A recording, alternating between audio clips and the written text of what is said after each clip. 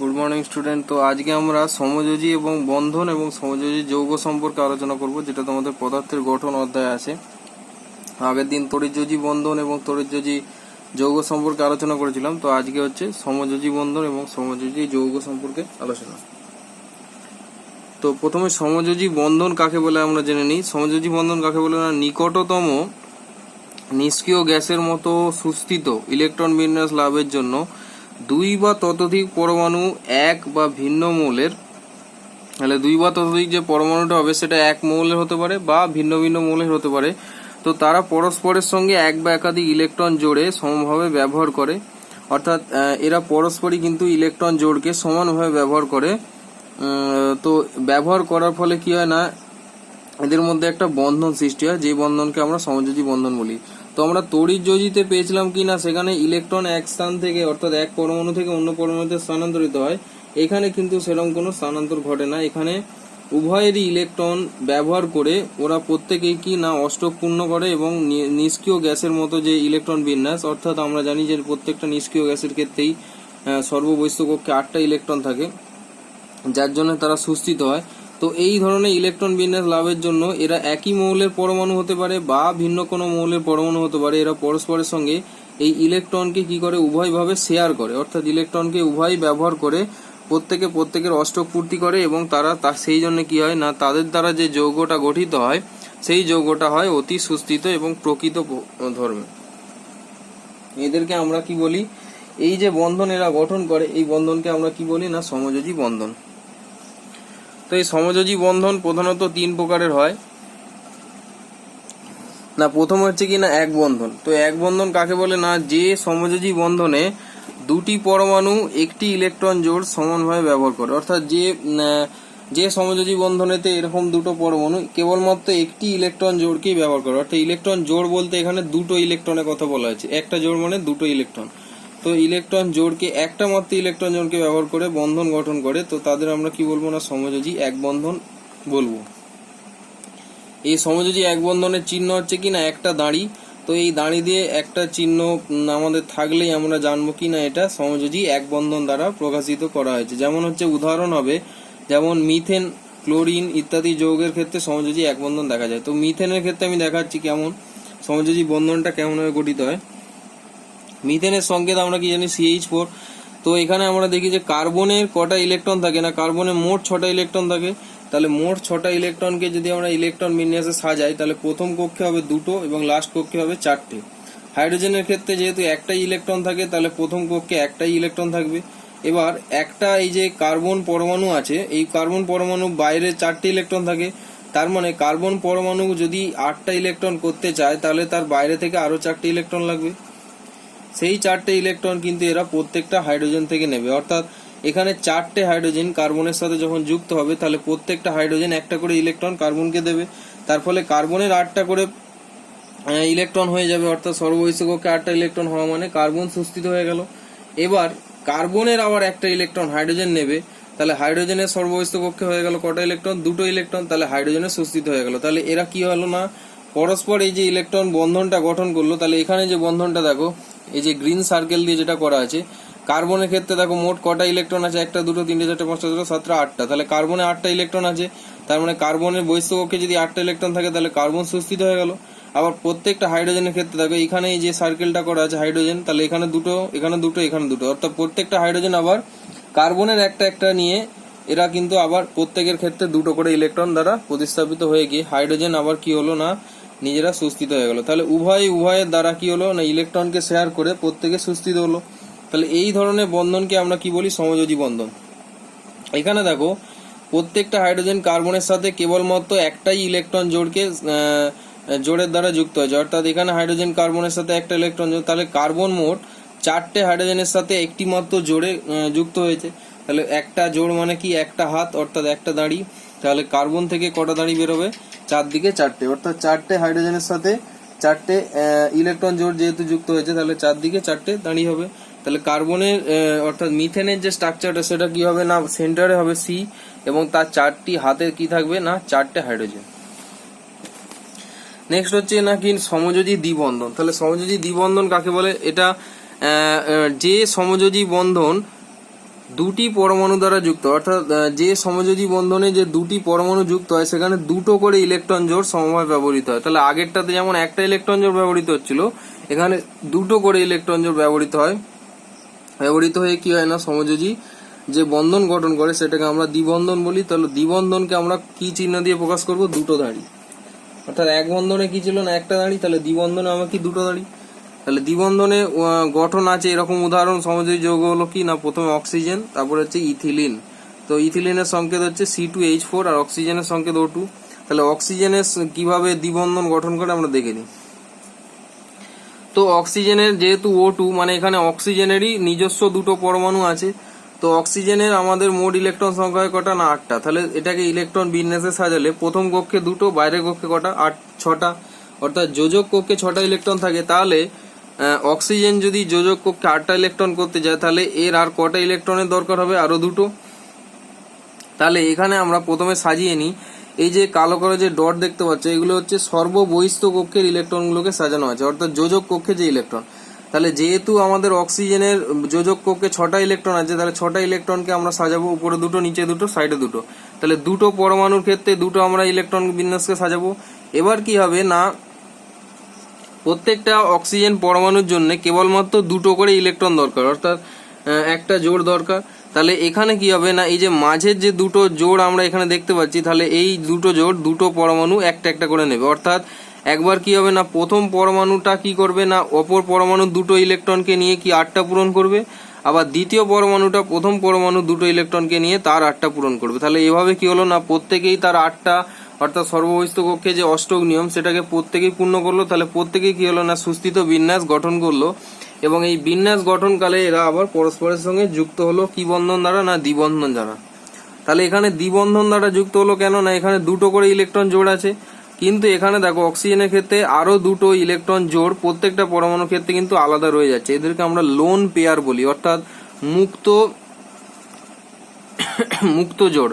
তাহলে এই জোড়গুলো কিন্তু কেউ অক্সিজেনের সাথে আর যুক্ত হয় না, যদি কোনো এর সাথে আদার্স কোনো পরমাণুকে যুক্ত করা হয় তাহলে সেক্ষেত্রে এরা আবার কি হবে না, তার সাথে যুক্ত হবে। তাহলে অক্সিজেনের ক্ষেত্রে কি হয় না, দুটো মুক্ত, অর্থাৎ এক একটা পরমাণুর জন্য দুটো করে মুক্ত জোড় উপস্থিত থাকে। ত্রিবন্ধন গঠন হচ্ছে কি, ত্রিবন্ধনের ক্ষেত্রে না, যে সমযোজী বন্ধনে দুটি পরমাণু 3টি ইলেকট্রন জোড় সমভাবে ব্যবহার করে 3টি সমন্বয়ে সৃষ্টি করে, অর্থাৎ কি না 3টি বন্ধনের সৃষ্টি করে। তাহলে 3টে এখানে কি হয় না, 3টে জোড়ের দ্বারা যুক্ত হয়, অর্থাৎ এদের তাহলে সংকেত কিরকম হবে, তাহলে 3টে দাঁড়ি হবে। যেমন অক্সিজেনের ক্ষেত্রে দ্বিবন্ধনের জন্য দুটো দাঁড়ি হয়েছিল, তাহলে এখানে ত্রিবন্ধনের জন্য কি হবে, 3টে দাঁড়ি, অর্থাৎ একটা দাঁড়ি মানে একটা ইলেকট্রন জোড়কে এখানে প্রতিস্থাপন করছে। তাহলে এরকম 3টে জোড় বিশিষ্ট সমযোজী যৌগ কিরকম আছে, যেমন হচ্ছে একটা নাইট্রোজেন, 2 নম্বর হচ্ছে অ্যাসিটিলিন, এছাড়া আরো অনেক যৌগ আছে। তো আমরা দেখে নিই নাইট্রোজেনের গঠনটা কি না, নাইট্রোজেনের আমরা জানি ইলেকট্রন বিন্যাস কি হয় না, নাইট্রোজেনের ইলেকট্রন হচ্ছে 7টা। তাহলে এটাকে যদি আমরা সাজাই 2 × 5 হবে, অর্থাৎ 2 প্রথম কক্ষে আর 5 হচ্ছে যোজক কক্ষে। তাহলে 5টা ইলেকট্রনকে আমরা দুটো পরমাণুর ক্ষেত্রে পরপর সাজাবো, যেহেতু নাইট্রোজেনের দুটো নিজস্ব দুটো পরমাণু যুক্ত হচ্ছে। তাহলে এখানে নাইট্রোজেনের দুটো পরমাণুকে যদি পরপর সাজাই, এখানে দেখতেই পাচ্ছ যে 3টে জোড় তৈরি হচ্ছে, অর্থাৎ প্রথমে আমরা যে বাইরের কক্ষে এক একটা পরমাণুর বাইরের কক্ষে 5টা ইলেকট্রন আছে, তাহলে 8টা করতে গেলে আরো 3টের দরকার। তার মানে একটা পরমাণু অন্য পরমাণু থেকে 3টে করে ইলেকট্রন নেবে এবং পরস্পরের সঙ্গে একটা জোড় তৈরি করবে। সেই জন্য এখানে যেহেতু 3টে জোড় তৈরি হচ্ছে এই জন্য 3টে দাঁড়ি। এখানেও দেখো নাইট্রোজেনের ক্ষেত্রে একটা একটা করে ইলেকট্রন জোড় কিন্তু মুক্ত অবস্থায় রয়ে যাচ্ছে, অর্থাৎ এখানেও কিন্তু একটা করে মুক্ত জোড় নাইট্রোজেনের ক্ষেত্রে রয়ে যাচ্ছে। নেক্সট হচ্ছে সমযোজী বন্ধনের বৈশিষ্ট্য। তাহলে সমযোজী বন্ধনের কিছু বৈশিষ্ট্য অবশ্যই থাকবে, যেমন তড়িৎযোজী বন্ধনের ক্ষেত্রে ছিল। তাহলে সমযোজী বন্ধনের বিশেষ কিছু বৈশিষ্ট্য হচ্ছে কি না, সমযোজী বন্ধনে আবদ্ধ পরমাণু দুটি তড়িৎ ঋণাত্মকতার মান সমান এবং বা প্রায় সমান হয়, অর্থাৎ দুজনের ক্ষেত্রে তড়িৎ ঋণাত্মকতা মানে হচ্ছে ইলেকট্রন গ্রহণের প্রবণতা। তাহলে দুজনের ক্ষেত্রে ইলেকট্রন গ্রহণ বা বর্জনের প্রবণতা কিন্তু সমান হবে। সমযোজী বন্ধন গঠনে অংশগ্রহণকারী পরমাণু অংশগ্রহণকারী যে দুটো পরমাণু থাকবে তাদের সর্ববহিস্থ কক্ষে সমসংখ্যক ইলেকট্রন প্রদানের মাধ্যমে ইলেকট্রন জোড় গঠন হয়। অর্থাৎ এখানে দেখো যে ইলেকট্রন জোড়গুলো গঠিত হবে যে দুটো পরমাণুর দ্বারা, সেখানে কিন্তু প্রত্যেকটা পরমাণুই কিন্তু সমানভাবে ইলেকট্রন দেবে। অর্থাৎ একটা পরমাণু যদি 3টে দেয় তাহলে অন্য পরমাণু 3টে দিয়েই কিন্তু জোড় গঠন করবে, কখনো কিন্তু মিসম্যাচ হবে না, অর্থাৎ কখনো কিন্তু ভিন্ন ভিন্ন হবে না। তাহলে ব্যবহারের ফলে কি হয় না, নিকটতম। এবার এই ধরনের যে বিন্যাস গঠন করে তারা কি হয় না, প্রত্যেকটা পরমাণু নিজস্ব ভাবে এরা কিন্তু নিকটতম নিষ্ক্রিয় গ্যাসের যে ইলেকট্রন বিন্যাস আছে তাদের কিন্তু স্ট্রাকচার লাভ করে এবং এরা কিন্তু পরস্পরের সঙ্গে যৌগ গঠন করে। 3 নম্বর বৈশিষ্ট্য কি না, সমযোজী বন্ধন নির্দিষ্ট একটা অভিমুখ আছে। তাহলে সমযোজী বন্ধন যেহেতু প্রকৃত বন্ধন হিসাবে ধরা হয়, অর্থাৎ সমযোজী বন্ধন তড়িৎযোজীর মতো কিন্তু কোনো স্থির তড়িৎ দ্বারা আবদ্ধ নয়, এটা একদম প্রকৃতভাবেই কিন্তু ইলেকট্রন দ্বারা যুক্ত হয়। অর্থাৎ এদের জোড়ের একটা যেমন নির্দিষ্ট অভিমুখ আছে তেমন একটা নির্দিষ্ট গঠন স্ট্রাকচারও আছে। সমযোজী বন্ধন আয়নীয় বন্ধনের তুলনায় শক্তিশালী হয়, অর্থাৎ যেহেতু এটা একটা প্রকৃত বন্ধন সেই জন্য এইটা তড়িৎযোজী বন্ধন অপেক্ষা কিন্তু বা আয়নীয় বন্ধন অপেক্ষা অনেক শক্তিশালী হয়। অর্থাৎ এর একটা নির্দিষ্ট আকার থাকে এবং যাকে ভাঙতে গেলে বাইরে থেকে কিন্তু নির্দিষ্ট একটা বল প্রয়োগ করতে হয়।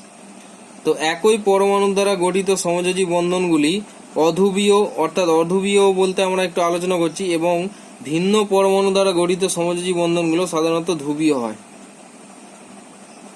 তাহলে অধ্রুবীয় মানে হচ্ছে কি না, যারা হচ্ছে যেটা আমরা আগে পড়েছিলাম যে অধ্রুবীয় মানে হচ্ছে যারা ইলেকট্রন অর্থাৎ যারা আয়ন তৈরি করতে পারে না, তো সেই ধরনের হয়। আর যা ধ্রুবীয় বলতে এখানে যারা আয়ন তৈরি করতে সক্ষম। যেমন আমরা এখানে দেখে নিই যে H2 আর হচ্ছে F2, তো H আর F হচ্ছে কি না এরা একদমই অধ্রুবীয়, অর্থাৎ এদেরকে জলে বা যে কোনো প্রক্রিয়াতে কিন্তু এদেরকে কোনোভাবে আয়নিত করা সম্ভব নয়। কিন্তু HCl অর্থাৎ যেটা হাইড্রোজেন ক্লোরাইড এখানে লেখা আছে, তো একে যদি আমরা মৃদু জলে বিশ্লেষিত করি তো এটা হাইড্রোক্লোরিক অ্যাসিড উৎপন্ন করে যেটা কিন্তু আয়ন দিতে সক্ষম। তেমনি এই যে OH কে যদি আমরা জলে দ্রবীভূত করি তাহলে OH কিন্তু একটা হাইড্রোস্কিনিয়াম আয়ন তৈরি করে, যেটা প্রকৃতপক্ষে একটা মূলক কিন্তু এটা একটা আয়নিত মূলক কিন্তু দেয়, অর্থাৎ এরা কিন্তু আয়নিত হতে পারে। সমযোজ্যতা কাকে বলে, তাহলে সমযোজ্যতা কি না, নিকটতম নিষ্ক্রিয় গ্যাসের ন্যায়, অর্থাৎ নিকটতম নিষ্ক্রিয় গ্যাসের ন্যায় কিন্তু প্রত্যেকটা সমযোজী যৌগই তার স্ট্রাকচারকে পেতে চায়, অর্থাৎ ইলেকট্রন বিন্যাসটা লাভ করতে সে চায়।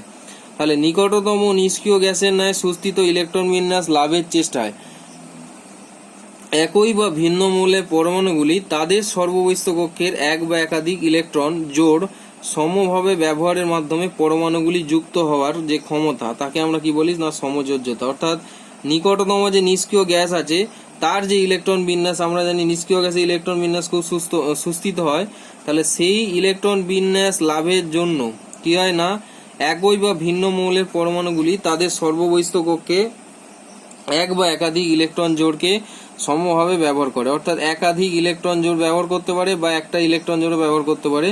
তাহলে সমভাবে ব্যবহার করে কি হয় না, পরমাণুগুলি যুক্ত হয়। তো এই যে ক্ষমতার দ্বারা যুক্ত হয় এটাকে আমরা কি বলছি না, সমযোজ্যতা। এবং এইভাবে গঠিত যৌগকে আমরা কি বলছি, সমযোজী যৌগ। উদাহরণ কি হবে না, উদাহরণ যে কোনো হতে পারে, যেমন হাইড্রোজেন, তারপরে হচ্ছে মিথেন, তারপরে কার্বন ডাইঅক্সাইড, জল ইত্যাদি ইত্যাদি।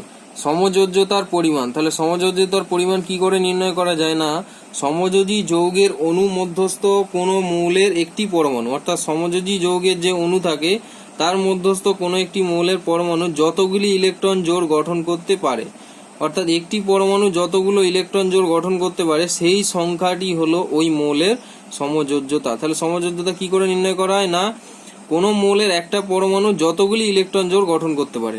যেমন জলের ক্ষেত্রে যদি আমরা ধরি, জলের একটা অণু H2O, তো জলের যে অক্সিজেন যে পরমাণুটা আছে সেটা দুটি হাইড্রোজেন পরমাণুর সঙ্গে আলাদা আলাদাভাবে দুটি করে ইলেকট্রন জোড় গঠন করে।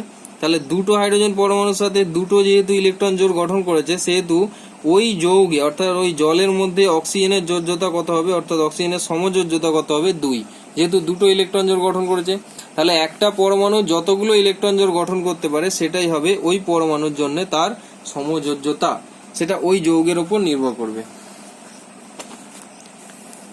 সমযোজী যৌগের কিছু বৈশিষ্ট্য আছে, যেমন সমযোজ্যতার বৈশিষ্ট্য আছে তেমনি সমযোজী যৌগেরও কিছু বৈশিষ্ট্য আছে। যেমন কি না, সাধারণ উষ্ণতায় অধিকাংশ সমযোজী যৌগ তরল বা গ্যাসীয় হয়, এবং উচ্চ আণবিক গুরুত্ব বিশিষ্ট কিছু কিছু সমযোজী যৌগ কঠিন হতে পারে।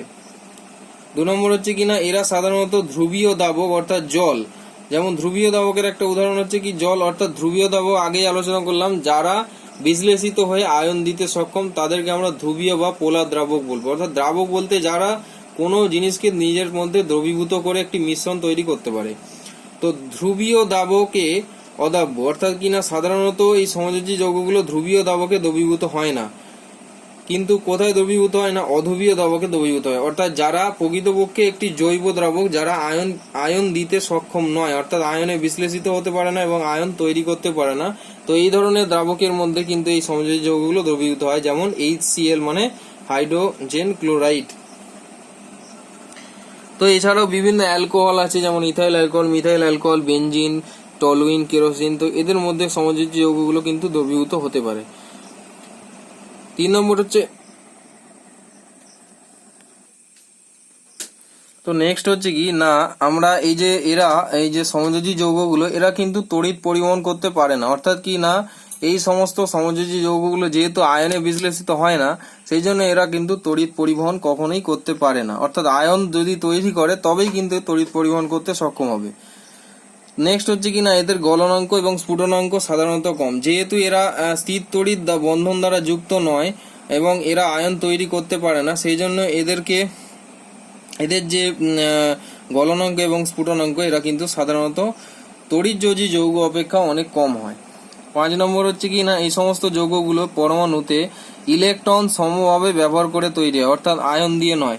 তাহলে ইলেকট্রন যেহেতু সমভাবে ব্যবহার করে তৈরি হয়, সেহেতু ইলেকট্রনের কোনো এখানে স্থানান্তর ঘটে না, অর্থাৎ এখানে কিন্তু আয়ন সৃষ্টি হওয়ার প্রবণতা নেই।